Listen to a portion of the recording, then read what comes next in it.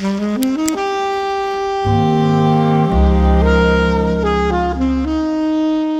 everyone and welcome back to my channel over here. I hope you've all had the most amazing week. I am so sorry I missed last week's upload. In the most unglamorous of ways, life has truly humbled me and I had a root canal appointment.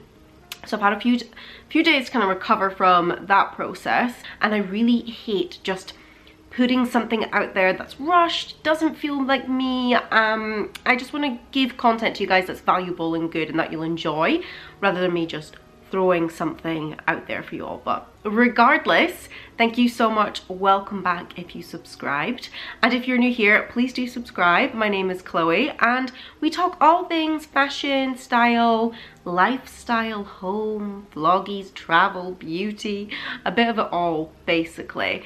But today I thought, because we're still on our autumn style journey, guys, I feel like I am myself again. I would do another kind of sit down chatty video with you, kind of like how to look expensive, chic, kind of how to like polish up your personal style. So this does not mean that you have to be minimal or have a capsule wardrobe.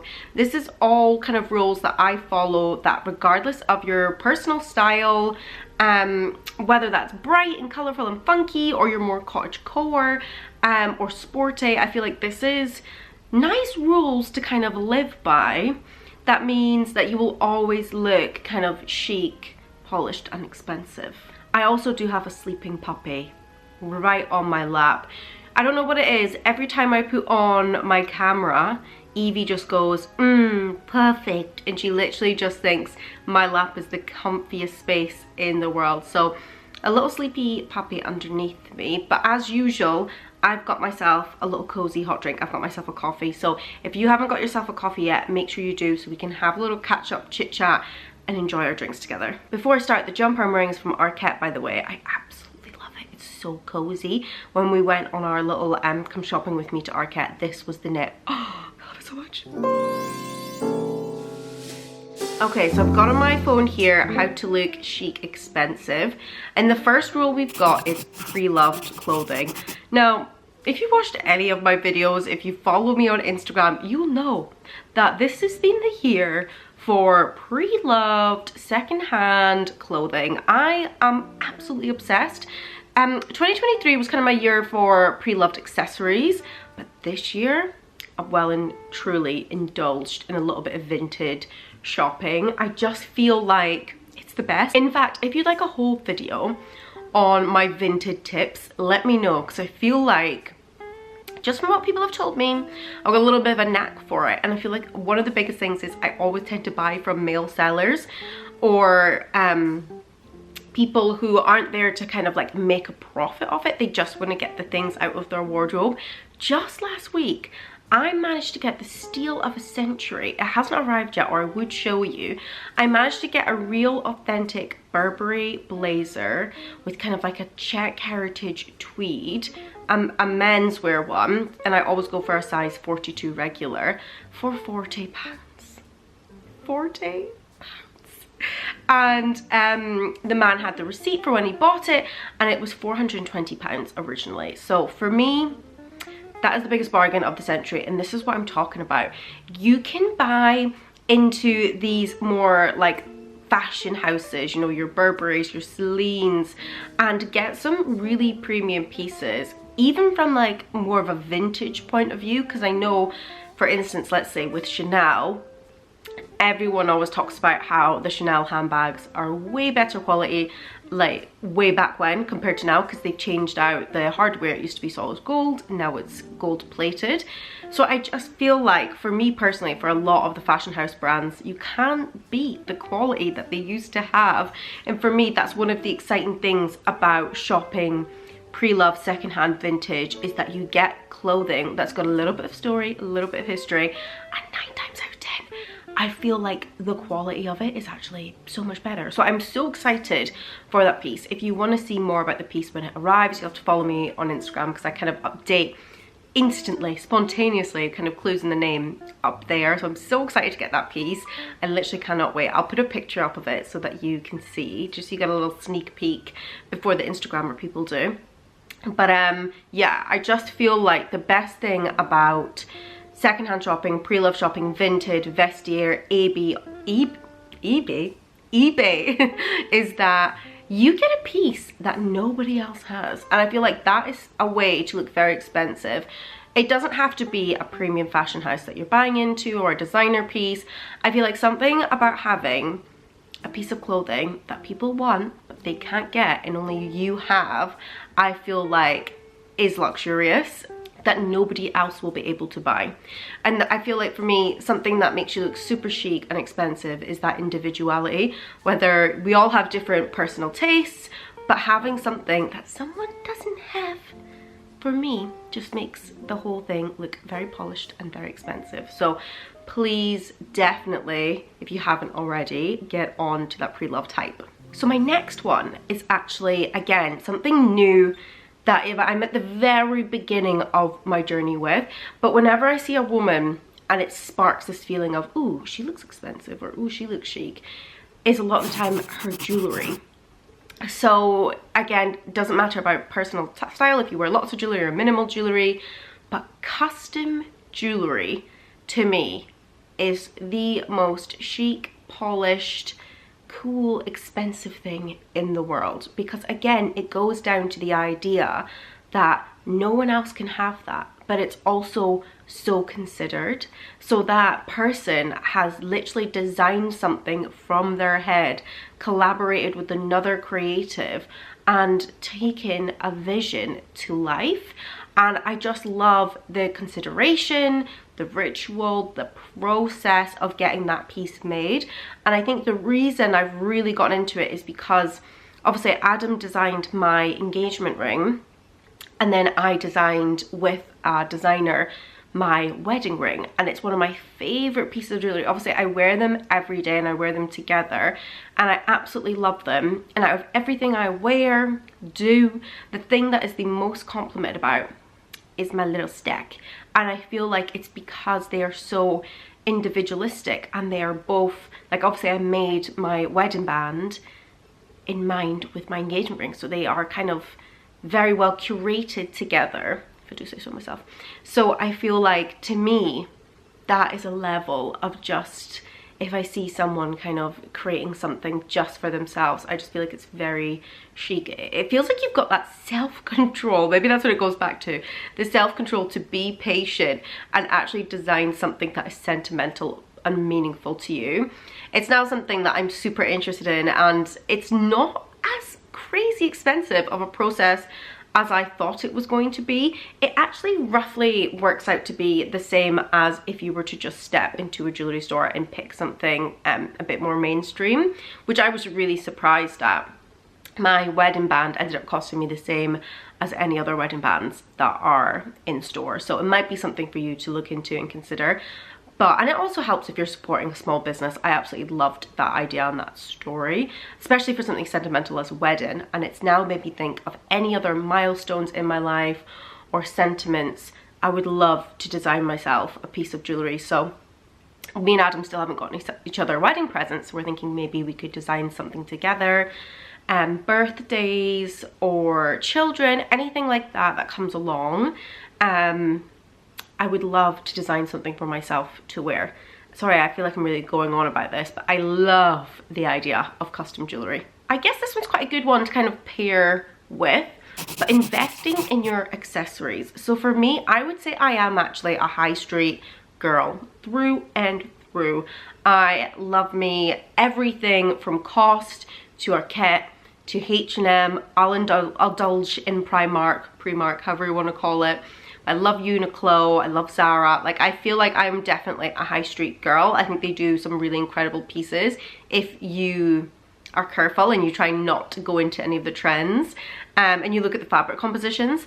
But the thing I do feel like makes a big difference is investing in your more premium accessories. And again, I don't just mean the big designers like the YSLs and the Gucci and the Prada, but I do mean in maybe things like Manu Atelier, Demilier London, Pauline, these like mid-tier brands even that just put loads of craftsmanship, and their whole process of doing accessories is an art form.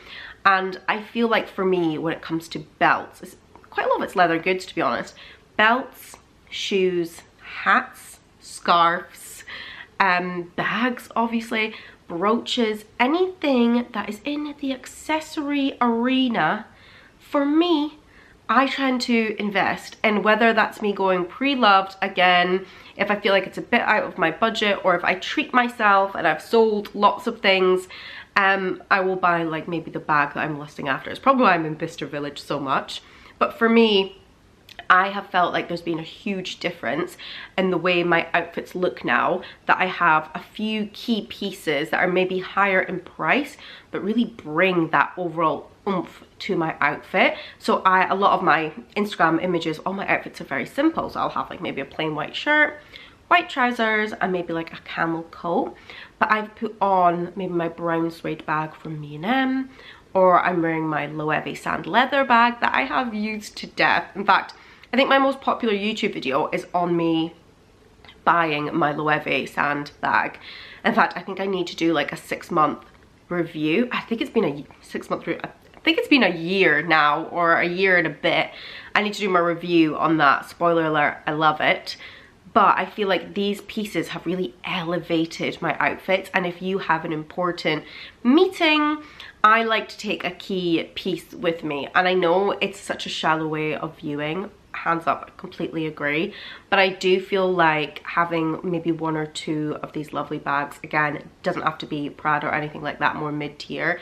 It just helps to bring the outfit up. So for me, that's a big one. And I guess following on from that actually would be a good time for us to talk about logos, branding, loud fashion. And again, let me preface that if this is these are all just my opinions, and if this is your vibe, then more power to you. I feel like some people can actually really rock it. But for me personally, I think it could be a height thing as well. If I'm covered in a lot of logos or a lot of loud branding, I don't look as chic, considered expensive, as if I wore something a little bit more minimal.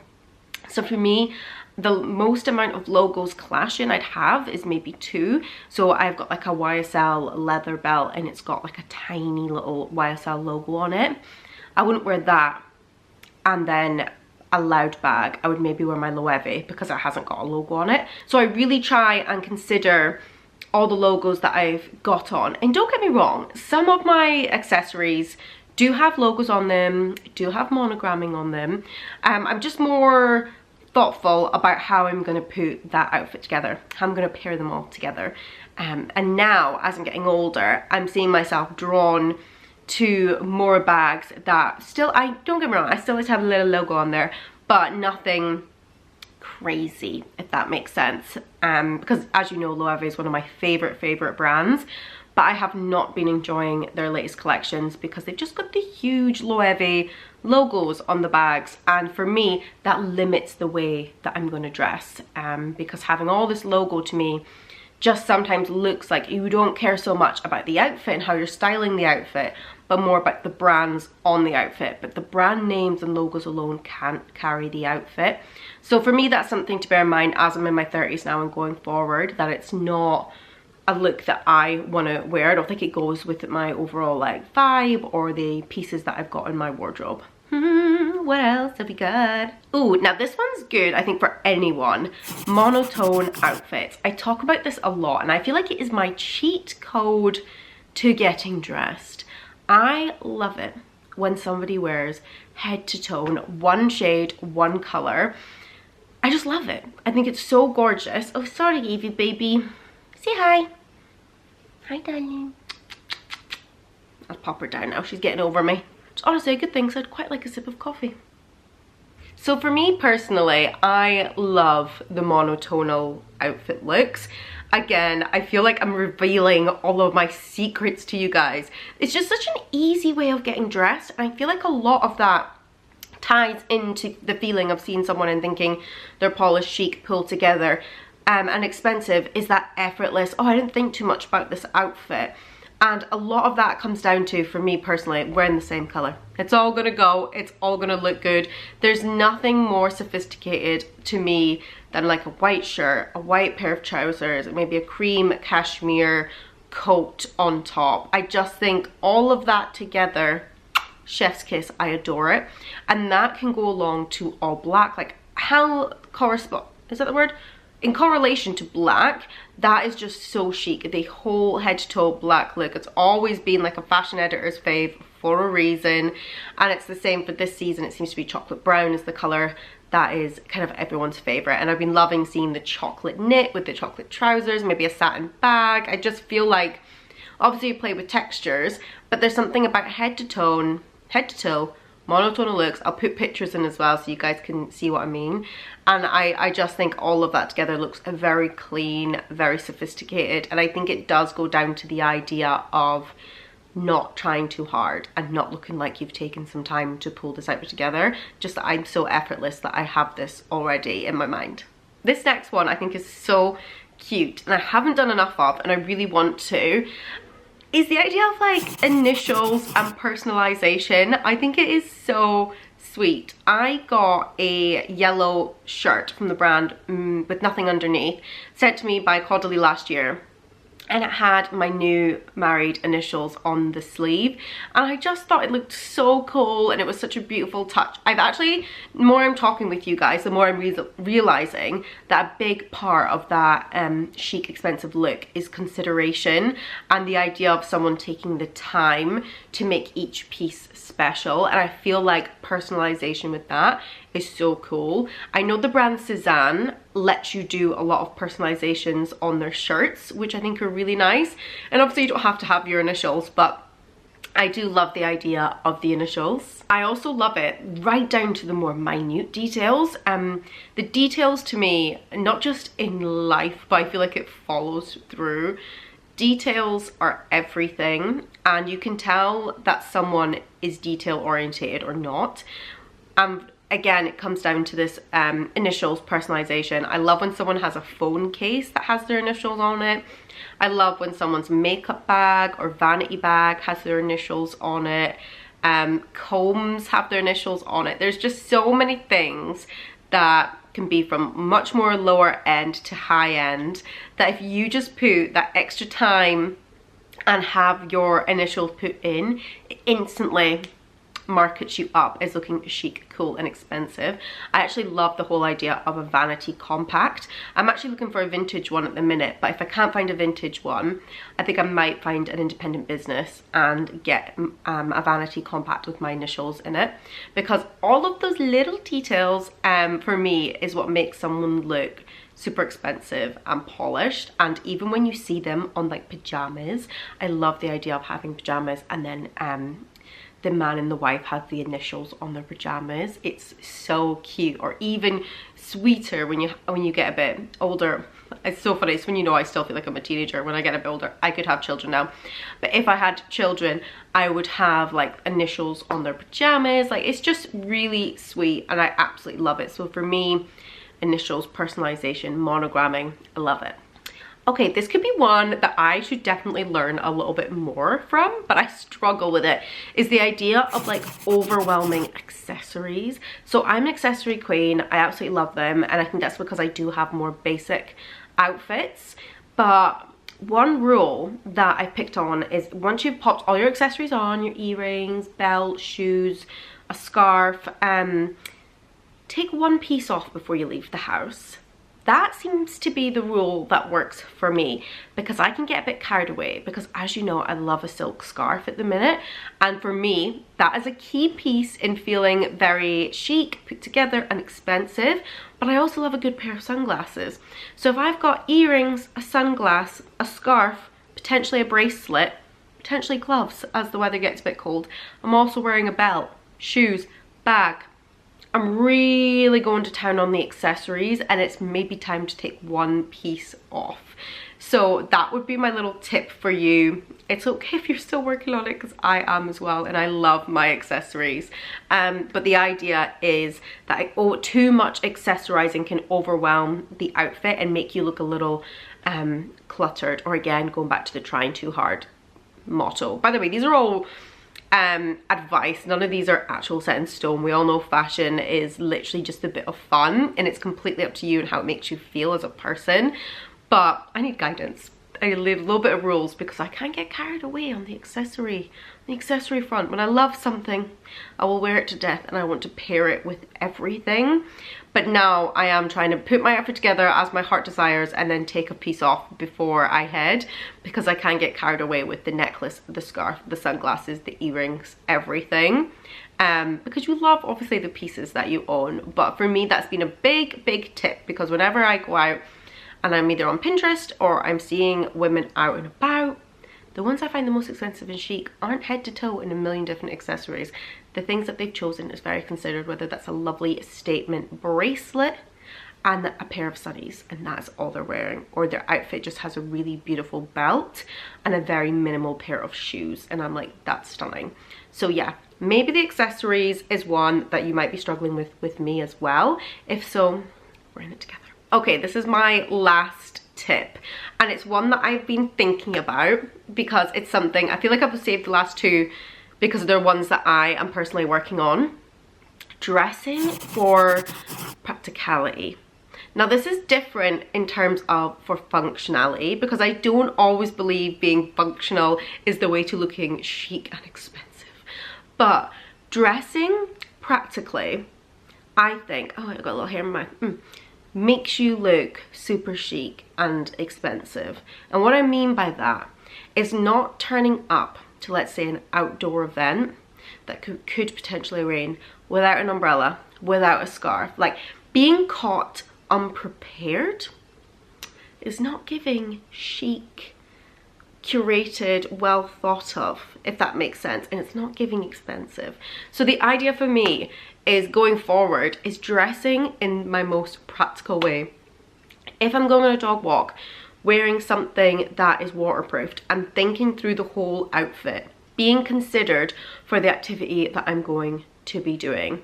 If I'm going out for drinks with the girls, not wearing something that's ready to go for the club, or wearing shoes that I can walk around in if I'm going shopping. These little things that are actually, one, gonna help me, my mood when I'm going through the day, but also making sure that I am the most comfortable, at ease.